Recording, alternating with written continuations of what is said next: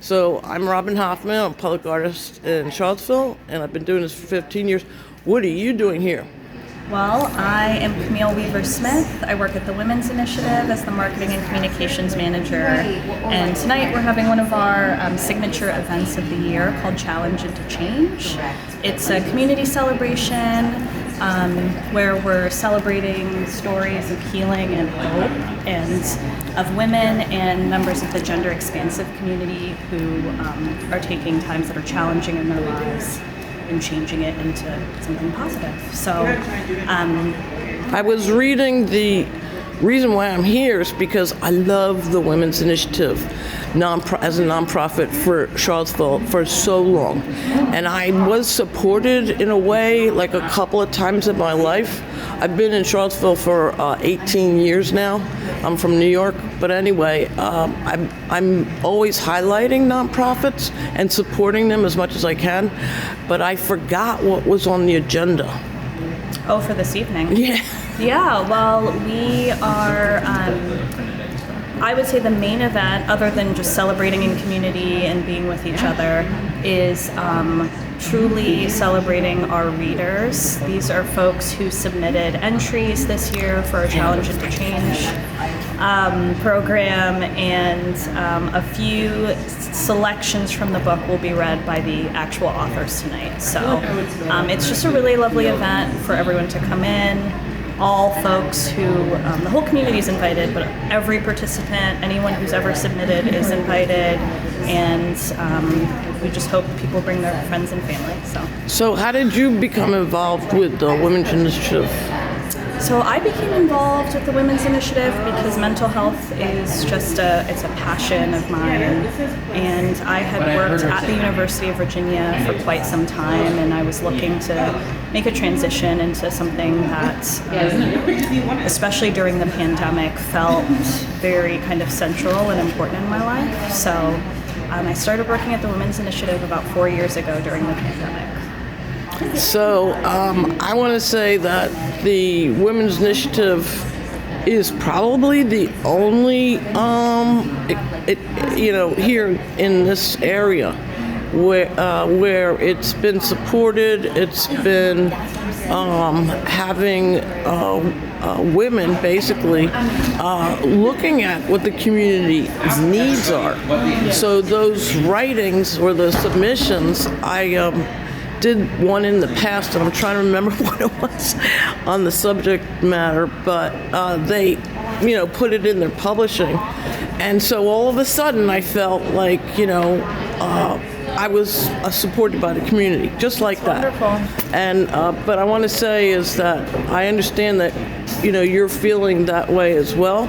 Is it because it's a nonprofit, or is it because it's led by women, or is it because it's local, and how do you feel strongly about being here and helping the communication and connection part? Yeah, I think it's just so important. One of the things that we really emphasize at the Women's Initiative is healing in community, and that, reaching out for help and coming into our spaces for help is actually a sign of courage and strength, not weakness. So is the door open, so to speak? It is, yeah. And where are they located? We're located 1101 East High Street. We have... it's around the corner from where I live, by the way. Around the corner. sort of, not far. And we have what we call wellness clinic hours. You can walk in or call in. We have those 4 days a week, and you can find those times on our website, thewomen'sinitiative.org.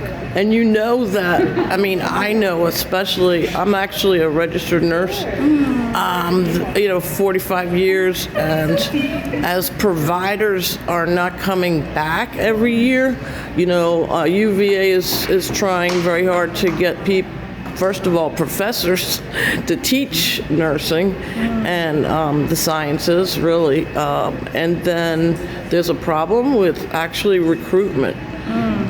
After the pandemic, they lost a lot of staff at UVA, at Martha Jefferson, and so as old as I am and as retired as I am, they're still calling me because my license is good. But what I want to say is that is why we have nonprofits, because it needs to be done, but also collectively we could afford to have some counsel, that. Absolutely. And we also have programs. We've done programs in the past, and we're always available to come into different organizations and offices to do a program that we call Care for the Caregiver, because as healthcare workers or people working in the profession, I guess you could call them helper professions. We know how taxing it can be personally, especially, of course, for our folks, our therapists. So that's, I guess you could say, a program and service that we provide.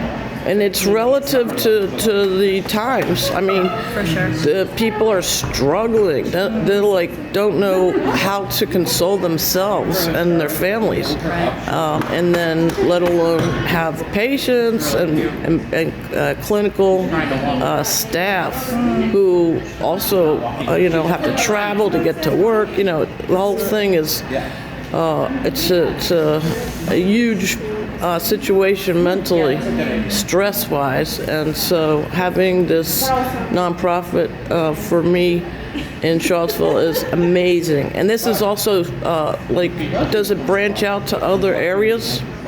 It does. So we serve a good part of Central Virginia, and that those regions and counties are usually listed on our website. If you go to the program section, each program will say kind of where we serve certain residents. So. Okay.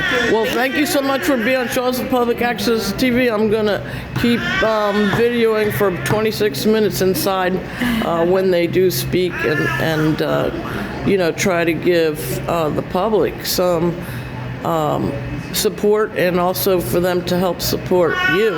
Do you have volunteers that actually work in the building, or? Yeah, we do, definitely.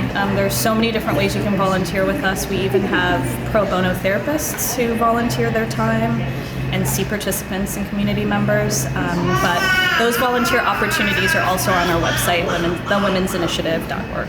Okay, and then what about aligning with different services like the Seville Free Clinic or anything like that? Is there, you are a part of that somehow? We are a part of that somehow. We have certain organizations that we partner with. Charlottesville Free Clinic is one of them. We also co-host and facilitate events with Sin Barreras. Oh, cool. And we do a ton of partnering, So I'm going to go in there now, and thank you so much for your time. It was awesome talking with you. You too. Thank you so much. Bye. Have a good day. Okay, so what's your name? Marinda Risk. And tell me again what you do? I am the development specialist at the Women's Initiative. And so what does that entail? How do you develop something that we know is established, that people need providers, there's no providers around, everything is expensive, this and that and the other thing. How can you then do all that? Well, the impressive part is that we have a very wonderful community here in Charlottesville and somewhat beyond. And there's also people who have ties here. And it's a very compelling message that we have of helping women and people who need it the most here in this community. And it is so good because there's so many donors who are willing to support that. And they give, and we're so grateful to them because we couldn't make it happen without these people's generosity as well as the grants in the community. And because of that, we are able to make it all happen. And especially, through our counselors that we have who provide the care. And well, so just because you're a woman and just because you happen to be a caring person, does that make you qualified for being a leader in helping the Women's Initiative?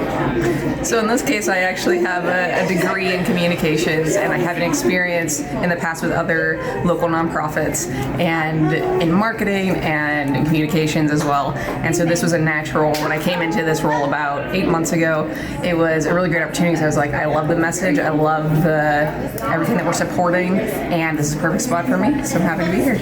Well, I'm so happy, and I'm so happy that you're here, and I'm also happy that you're on Charlottesville Public Access TV, because this is going to go to Fluvanna, Albemarle County, and Charlottesville, of course, and it is on Comcast, where the rural community doesn't have Wi-Fi, and I just heard that Trump took down the Wi-Fi internet speed something. I don't know what they did on NPR.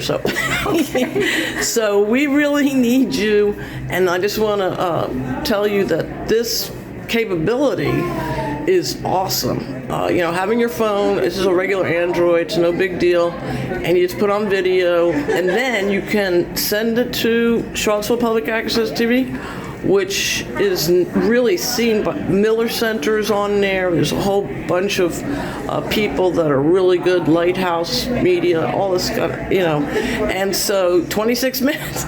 So you can do it monthly, and you, in other words, just do a meeting, and then, send it 26 minutes, and then they put it on programs. It could be any time of the day. So my videos, for instance, are on 3 times a week. Used to be 4 times, but I got demoted. But yeah, 2025, I came back because I was like, what do you mean there's no programs? There's programs. People are really supporting, really good nonprofits, and so this is why I'm here. So, but thank you so much for being on Charlottesville Public Access TV. Yeah, thank you.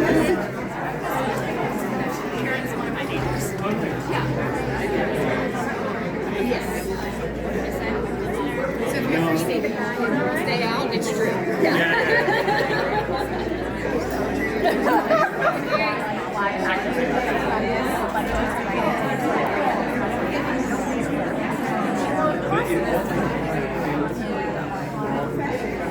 So hi, I'm from Charlottesville Public Access TV. Who are you?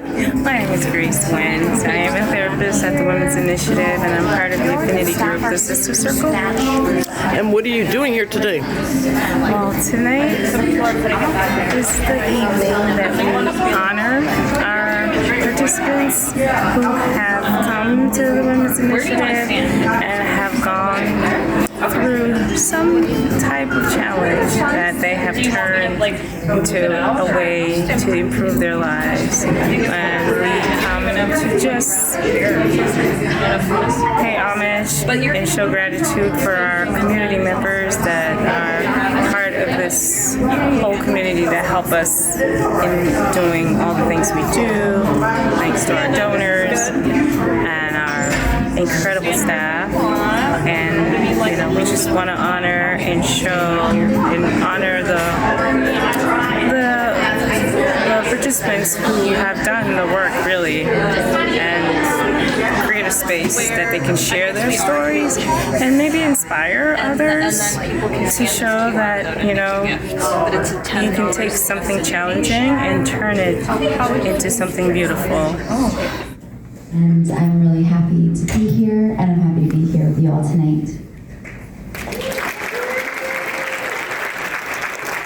Good evening. My name is Shelley Wood. I am the Clinical Services Director and Therapist at the Women's Initiative. Thank you all for being here.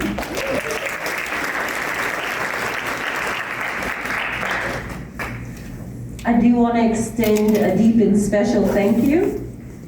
As a therapist who has the opportunity to walk along with clients and participants in this healing work that we at TWI do not take lightly. To have the privilege to be trusted with your stories and to bear witness, to be allowed to walk along with you is an honor and a privilege. And before we begin our program tonight, I'd like to ask everyone to take a moment to silence their cell phones, please. Also, if we're going to ask that no one record video, pictures are okay. So I was really touched by you and your words and your life event here. I think it spoke to everybody and at every age. But but especially me, I'm kind of up there, and I just want to say, what's your name, please? What's mine? Will you please tell Charlottesville Public Access TV who you are? Sure, I'm Ariel Short. I am a resident here in Charlottesville, and I am a writer. And your family's been in Charlottesville this whole time, or? Yes, I have family here in Charlottesville. I was raised in Buckingham County, so I have family out that way too. Kind of dispersed between the area. And so what I was wondering is, you already told the audience, but I wasn't allowed to video it.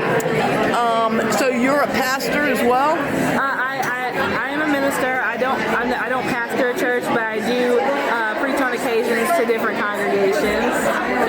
And so how did you find out about Women's Initiative?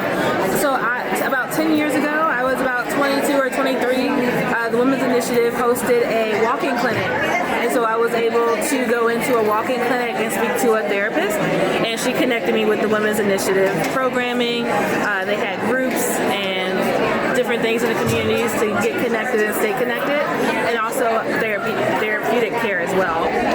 Oh my goodness. And so now that you're a minister, are you out of an institution or facility, or you work sole provider?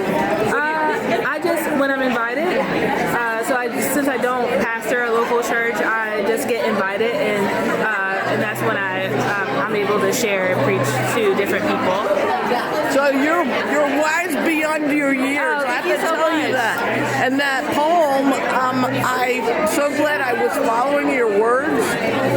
But everybody can, see that it's published, and that, they can get one of those books. Yes. But what I want to say is thank you so much for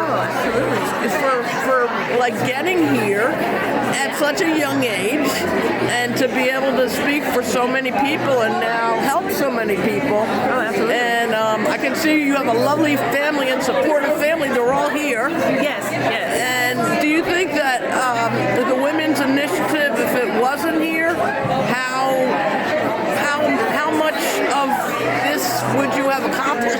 Oh, absolutely. If I didn't get connected with the Women's Initiative, I don't think my life would be what it is right now.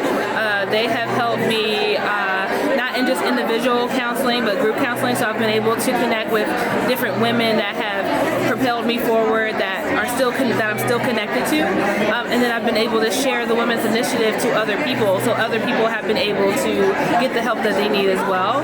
And I do have a niece here. She's only 5, but she wanted to come and experience this. So I'm just so grateful that the Women's Initiative is not just impacting adults, but children as well. Well, like I said, your poem spoke to every age, and I was surprised now to find out that you're so young.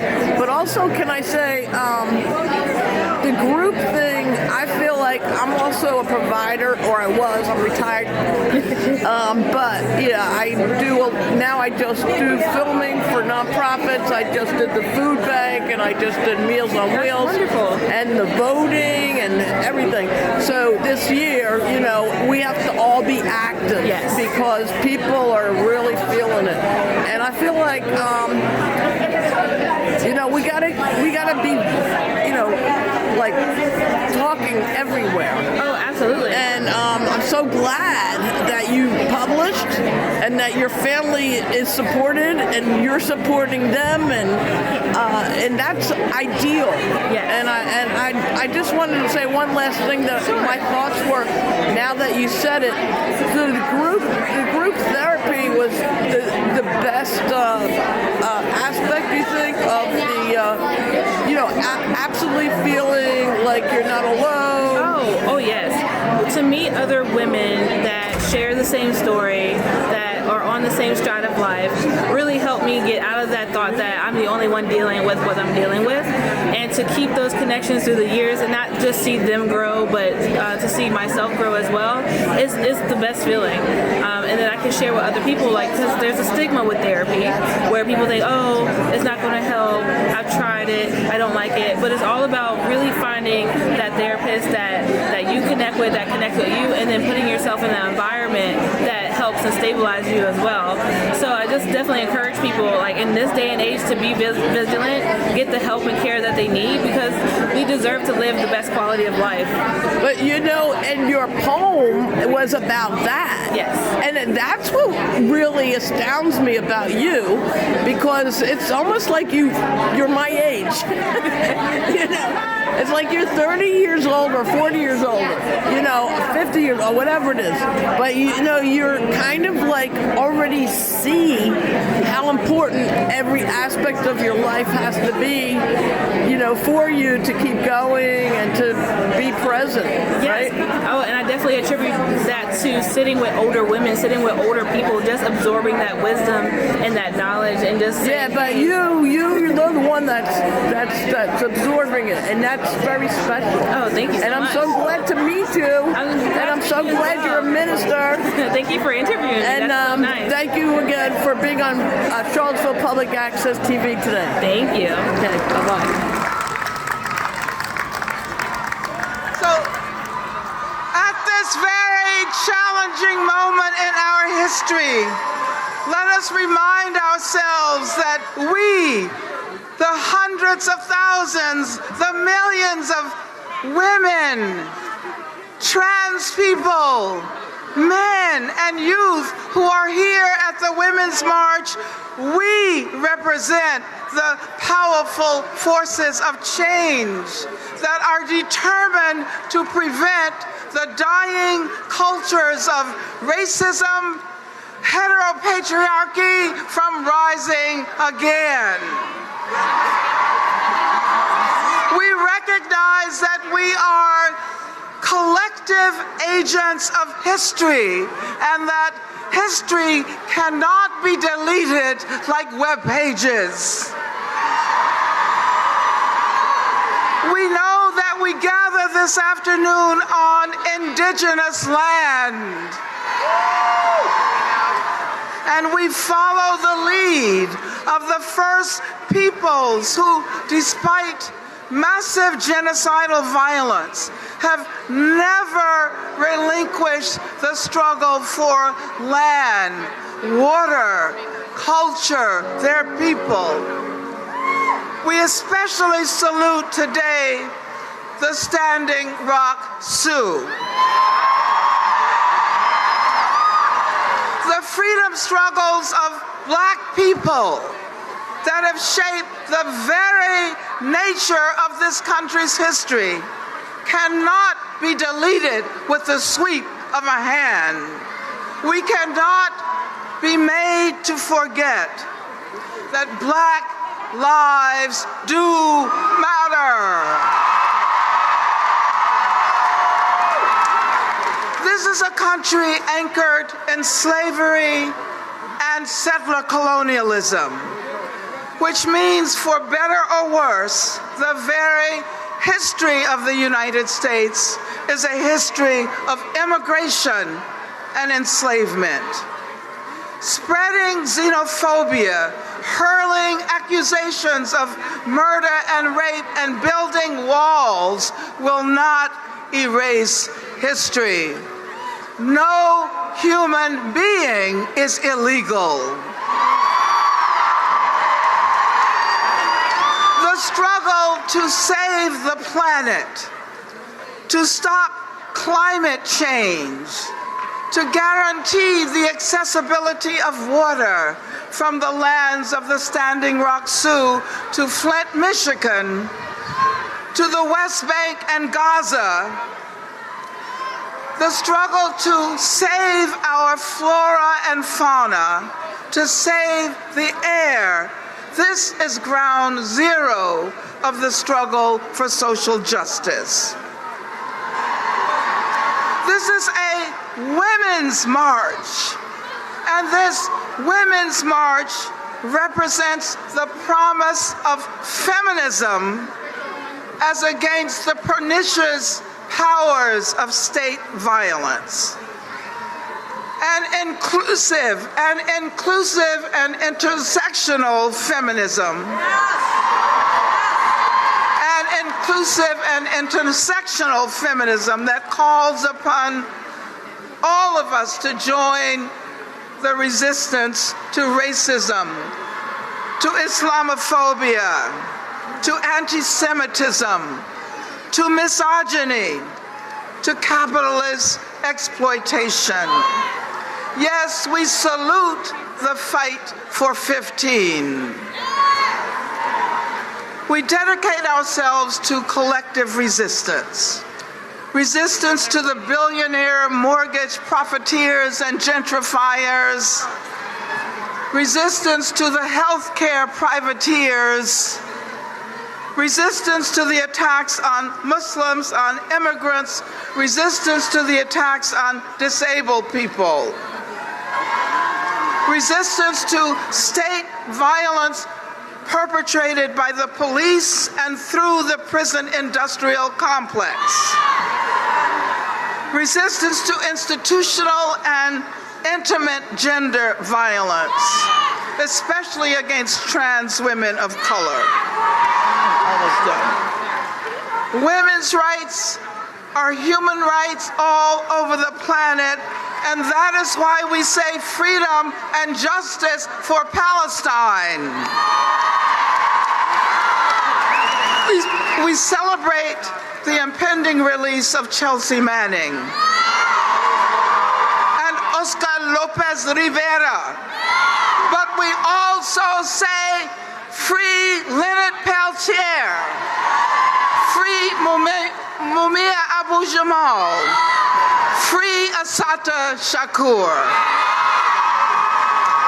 Over the next months and years, we will be called upon to intensify our demands for social justice, to become more militant in our defense of vulnerable populations.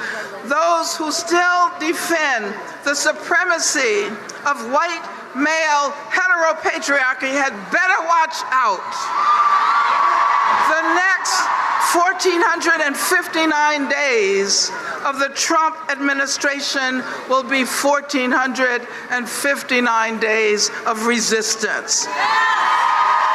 Resistance on the ground, resistance in the classrooms, resistance on the job, resistance in our art and in our music.